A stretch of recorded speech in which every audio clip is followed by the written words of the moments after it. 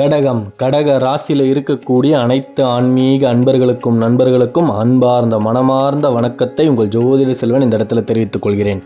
இந்த 2026 புத்தாண்டில் நீங்கள் செய்ய வேண்டியது ஒன்று மட்டும்தான். தயவு செய்து உங்களின் அப்பா கிட்ட எந்த விஷயத்தையும் சொல்லாமல் இருங்க. காரணம் என்னென்னா, தகப்பன் ரூபத்தில் சனி நிச்சயமாக உங்களுடனே இருக்க போகிறார். அப்படி இருக்கும் பட்சத்தில் அப்பா கிட்ட நாளைக்கு நடக்கக்கூடிய விஷயத்தை பற்றி பெருமையாக பேசாதீங்க. அப்பா கிட்டன்னு இல்லை, நீங்கள் வேலை பார்க்கக்கூடிய இடத்திலையும் உங்களுக்கு மேலே உயர் அதிகாரிகளாக இருப்பவர்களிடம் சற்று தள்ளி இருப்பது ரொம்ப ரொம்ப நல்லது. அதாவது நீங்கள் நல்லதுன்னு நினச்சி 4 விஷயத்தை பேசுனா அந்த காரியங்கள் உங்களுக்கே பாதகமாய் திரும்பிவிடும்.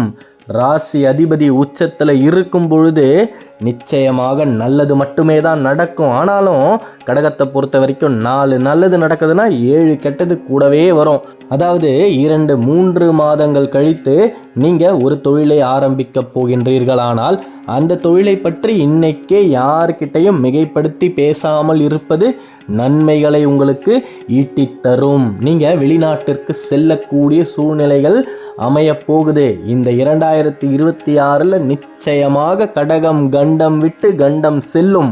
அதை எவராலும் இனி தடுத்து நிறுத்தவே முடியாது. கடந்த 5 வருடங்களாக நீங்கள் எவ்வளவோ கஷ்டப்பட்டுட்டீங்க. அத்தனை கஷ்டங்களிலிருந்தும் கடகம் மீண்டு வரப்போகுது.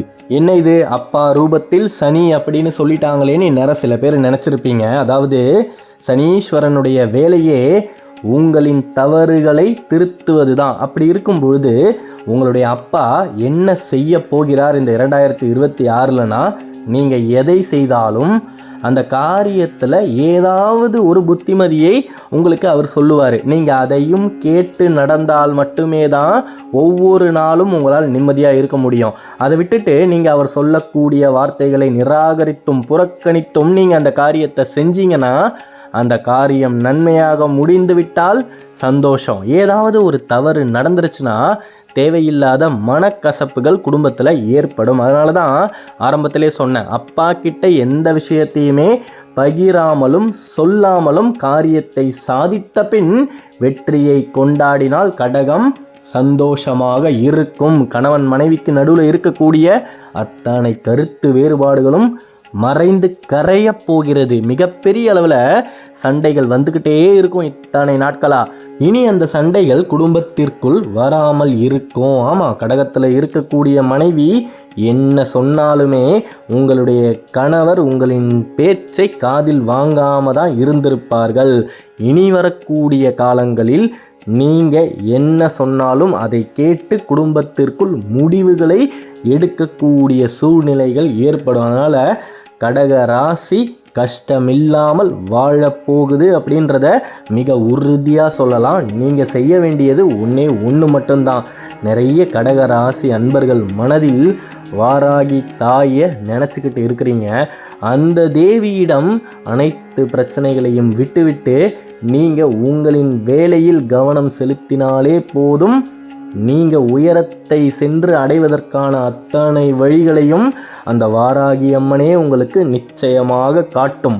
8ல் ராகு இருக்கும் பொழுது உங்களுக்கு நிறைய நல்ல விஷயங்களை காலமே கொண்டு வந்து சேர்க்க போகிறது. காரணம் என்னென்னா, ராகுவை போல் கொடுப்பார் இல்லை, கேதுவை போல் கெடுப்பார் இல்லைன்னு இருக்கும் பொழுது மிகப்பெரிய அளவில் பிரபஞ்சம் உங்களுக்கு நிறைய நல்ல விஷயங்களை கொடுக்க போகுது.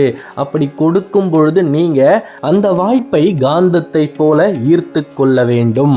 கடகத்தை பொறுத்த வரைக்குமே 3ஆம் முயற்சியே முழுமையானது. அதாவது ஒரு விஷயத்துக்கு நீங்கள் முதல்ல முயற்சி பண்ணுறீங்க, தோல்வி வந்துடுது. 2வது முறையும் முயற்சி செய்யும் பொழுது தோல்வியை மட்டுமே தான் நீங்கள் சந்திக்கின்றீர்கள். இதையெல்லாம் பார்த்து நீங்களே ஒரு முடிவுக்கு வந்துடாதீங்க. என்னால் இதை செய்யவே முடியாது, எனக்கு நல்லதே நடக்காது அப்படின்னு நினைக்காதீங்க. எந்த ஒரு விஷயத்தை நீங்கள் விடாப்புடியா பிடிக்கிறீங்களோ அந்த காரியம் நிச்சயமாக கைகூடும். 2026 நேரத்தில், அதாவது குறித்து வைத்த நேரத்தில் அனைத்து காரியங்களையும் உங்களால் செய்ய முடியும். இத்தனை நாட்களாக நீங்கள் இந்த விஷயத்தை இந்த நேரத்துக்குள்ளே செஞ்சிடணும், ஒரு 2 மணி நேரத்திற்குள் நாம் இந்த வேலையை முடிச்சிடணும் அப்படின்னு நினைத்தாலே போதும், அந்த காரியம் 4 மணி நேரத்திற்கு இழுத்துக்கிட்டு போயிடும். ஆனால் இனி வரக்கூடிய காலங்களில் குறிப்பிட்ட நேரத்திற்குள் குறிப்பிட்ட விஷயத்தை உங்களால் செய்ய முடியும்.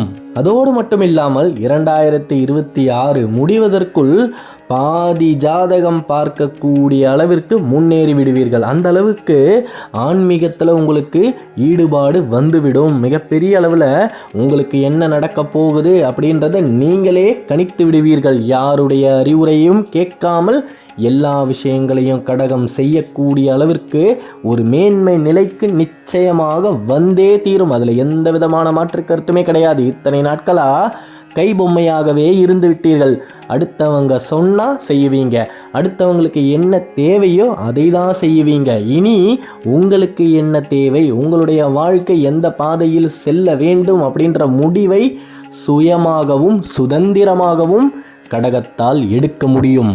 உங்கள் வாழ்க்கையில் நடக்கக்கூடிய மிகப்பெரிய விஷயங்களை தயவு செய்து வெளியில் யார்கிட்டையும் சொல்லாமல் இருங்க. அதை சொல்வதால் உங்களுக்கு என்ன கிடைக்குது அப்படின்னா, பாராட்டுகள் கிடைப்பதே இல்லை. பொறாமைகளும் கண் திருஷ்டிகளை மட்டுமே தான் கடகம் சம்பாரிச்சுக்கிட்டே இருக்கு. வெளிநாட்டுக்கு போகக்கூடிய வாய்ப்பு கிடைத்தால் அதை சொல்லாமல் இருங்க. சொன்னீங்கன்னா நீங்கள் அந்த வாய்ப்பை பெறுவதற்கு எவ்வளவு கஷ்டப்பட்டீங்கன்றதெல்லாம் யாருக்குமே தெரியாது. அவர் மிகப்பெரிய அளவில் பெரிய ஆளாக வளரப்போகிறார் அப்படின்னு மட்டுமே தான் உங்கள் மேலே பொறாமைகளை செலுத்துவாங்க. தொழிலை ஆரம்பிக்க போகின்றீர்கள் என்றால் அந்த தொழிலை ஆரம்பித்து அதில் லாபத்தை பெற்று 2-3 மாதங்கள் கழித்து சொல்லுங்க. காரணம் என்னன்னா, ஒரு காரியத்தை தொடங்கிய பின் அதை யாராலுமே தடுக்க முடியாது இல்லையா? அதுவே அந்த காரியத்தை தொடங்குவதற்கு முன் தடைகளை ஏற்படுத்த முடியும். அதனால தான் கடகம் உங்கள் வாழ்க்கையில் நடக்கக்கூடிய விஷயங்களில் நீங்கள் கொஞ்சம் கவனமாக இருக்கணும் அப்படின்னு சொல்கிறது. இந்த 2026 நீங்கள் மேற்கொண்டு ஒரு விஷயத்தில் கவனம் செலுத்தணும். என்னென்னா, நண்பர்களை சேர்த்து கொள்வதில். அதாவது நீங்கள் வளர்றீங்க அப்படின்னு நிச்சயமாக 4 பேர் சொல்லி 40 பேர் உங்களை தேடி வருவாங்க. அப்படி வரும்பொழுது யாரை பக்கத்தில் வச்சுக்கணும், யாரை தூரமாக வைக்கணும் அப்படின்ற முடிவை நீங்கள் தான் எடுக்கணும். தேவையில்லாமல் எல்லாரையும் நம்பிட்டீங்கன்னா நிச்சயமாக அதில் ஏதாவது ஒரு விஷம் கலந்திருக்கும். அதனால் கடகத்துக்கு இருக்கக்கூடிய பெரிய பிரச்சனையே அதுதான். பால் எது விஷம் எதுன்னு தெரியாமல் இத்தனை நாளாக ஏமாந்துட்டீங்க. இனியும் அந்த தவறை செய்யாமல் இருங்க. நிறைய முகம் தெரியாதவர்கள் உங்களிடம் வந்து அறிவுரை கூற ஆரம்பிப்பாங்க. அப்படி யார் என்ன சொன்னாலும், கடகத்தை பொறுத்த வரைக்குமே யார் என்ன சொன்னாலுமே அதை காதில் வாங்கிக்கிட்டு உங்களுக்கு என்ன தோணுதோ அதை நீங்கள் செஞ்சாலே போதும். அதை விட்டுட்டு யாரும் எனக்கு எதுவும் சொல்ல வேணாம் அப்படின்னு யாரையுமே நிராகரிக்காதீங்க. காலம் நிச்சயமாக சுழற்சி ரூபத்தில் ஏதோ ஒரு காலகட்டத்தில் அதே நபரை உங்களை சந்திக்க வைக்கும். அந்த நேரத்தில் நீங்கள் அன்னைக்கு நாம் இவர்களை உதாசீனப்படுத்திட்டோமே அப்படின்னு நினச்சி கஷ்டப்படாமல் இருக்கணும் இல்லையா? அதனால் யார் உங்களின் வாழ்க்கையில் வந்து என்ன சொன்னாலும் முகத்தை சிரித்தபடி வைத்துக்கொண்டு எல்லாத்தையும் கேட்டுக்கிட்டு நீங்கள் உங்களின் பாதையில் நடந்து சென்றால் இனி உங்களை எவராலும் வீழ்த்த முடியாது. நல்லதே நடக்கும். நம்பிக்கையோடு இருங்க. அடுத்த காணொளியில் விரைவில் சந்திப்போம். கடக ராசியை பற்றி நீங்கள் தொடர்ந்து தெரிஞ்சுக்க இந்த சேனலை சப்ஸ்கிரைப் பண்ணிக்கோங்க.